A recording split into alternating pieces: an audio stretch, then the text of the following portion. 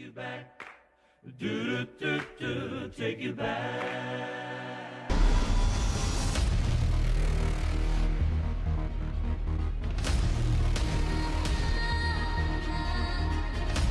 It seems as though that listening to you, you've been talking about how you have the left hook, Danny Garcia has the left hook, but this is the first fight where I've seen that in promotion you haven't really come off as confident.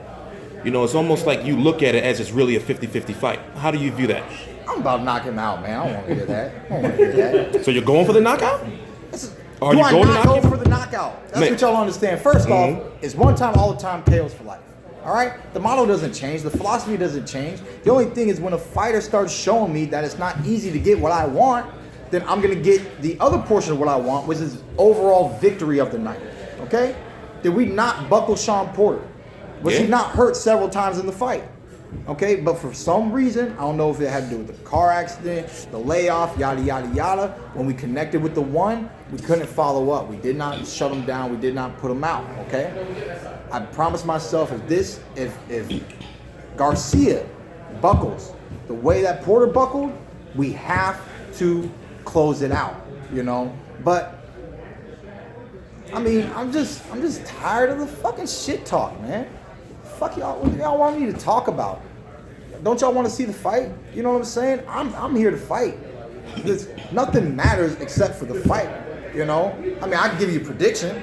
The fight will end within 4 rounds. You know what I'm saying? I can do whatever. But then if it doesn't happen, then what? Keith Thurman don't know what he's talking about. Danny was way more of a challenge than he's like. Tired of all y'all reporting and all this other stuff, man. I'm a world-class fighter. No matter what happens, win, lose, draw, Keith one-time Thurman was a world-class fighter. Every single time I step in the ring, I give you world-class fights, okay? And I'm going to continue to do that to the day I retire, all right? But the thing is, I just have a new confidence, man, and some of y'all know, some of y'all don't. I talk about it a little, I don't talk about it a lot, but I'm spiritual, all right?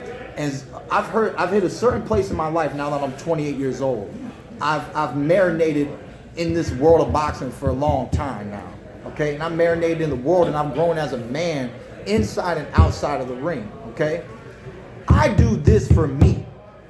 I don't do this for you. I do it for me. You help me because without you, there is no sport of boxing. It would just be reckless fighting. It would not be a career. I am grateful of the career that I have. I'm grateful of the career that I've developed for myself. I strive for greatness each and every single time that I step into the ring. I have I'm not afraid to let it go. If you can beat me, beat me. My mama used to beat me, and my daddy used to beat me. Can you beat me? That's what I want to know. That's why I signed these contracts. I love the sport of boxing. This is a sport. I look forward to each and every fight. And now I finally hit a point in my career where I'm getting the fights that I want. They talk about Danny Garcia has a tremendous resume. A lot of people fought certain people that I never fought. Guess what? Those fighters didn't want to fight me. Floyd Mayweather never wanted to fight me.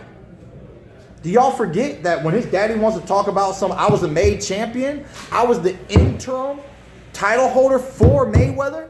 They elevated Mayweather to elevate me, to put him in position to where he never had to talk about me. He didn't have to take Keith Thurman as a mandated opponent.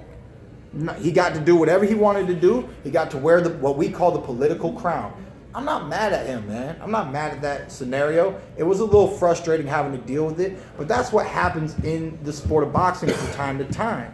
And Mayweather has dominated the industry since he stepped on the scene. He was an Olympian, yada, yada, yada.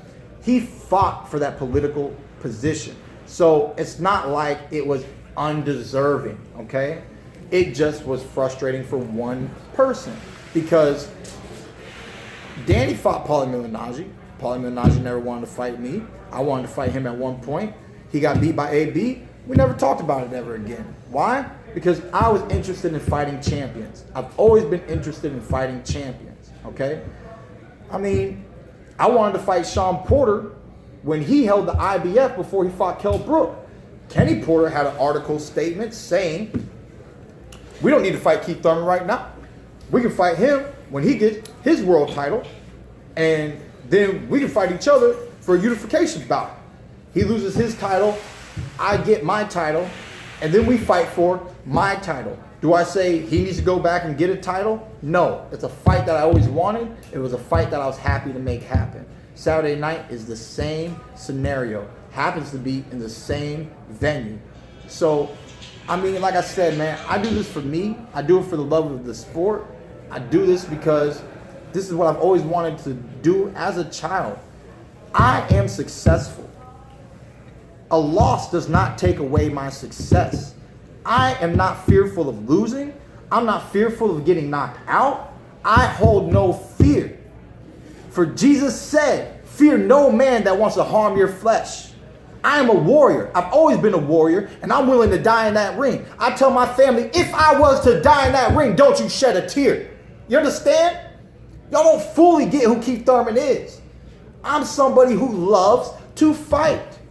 But outside of the fight, this is a sport called boxing. Boxing also is an art. I told a person a long time ago, if you watch Floyd Mayweather, it's like watching a ballerina.